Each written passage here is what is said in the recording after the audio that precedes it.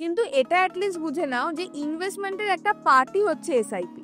যে এই যে লোকে অনেকেই এসে জিজ্ঞেস করেন যে ইনভেস্টমেন্ট করব কি এসআইপি করব, তো কথাটা ভুল হয়ে যাচ্ছে। আপনারা এটা জিজ্ঞেস করতে পারেন যে আমি লামসামে ইনভেস্ট করব না আমি এসআইপি থ্রুতে ইনভেস্ট করব। এইটা হচ্ছে অ্যাকচুয়াল জিনিস, বোঝা গেল?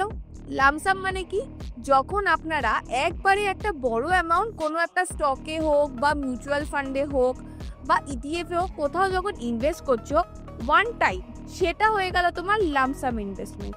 কিন্তু সেটাই যখন তুমি প্রত্যেক মাসে, সাপোজ ধরো তোমার স্যালারি আসছে প্রত্যেক মাসের 1 তারিখে, তুমি ভাবছো প্রত্যেক মাসের 5 তারিখে সেই স্যালারি থেকে যেরকম ধরো তোমার ইএমআই কাটছে, ঘরের এক্সপেন্স কাটছে, গ্রসারি কাটছে, কেটে যেই টাকাটা বেঁচে যাচ্ছে, তুমি ধরো ভাবছো যে তোমার 5,000 টাকা বাঁচছে। এবার সাপোজ যদি সেই 5,000 টাকা তোমার যদি অ্যাকাউন্টে থাকে, স্বাভাবিকভাবে লোকের কি হয়েছে না খরচা হয়ে যায়।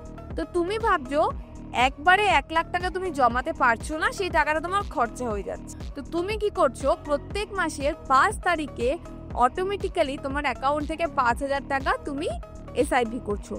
সেই এসআইপিটা যে কোনো অ্যাসেট ক্লাসে হতে পারে, তোমার কমফোর্টেবল হিসাবে তুমি যেটাতে কমফোর্টেবল, সেটা স্টকস হতে পারে, সেটা মিউচুয়াল ফান্ড হতে পারে, সেটা ইটিএফ ইন্ডেক্স হতে পারে, যে কোনো জায়গায় তুমি একটা এসআইপি স্টার্ট করতে পারো।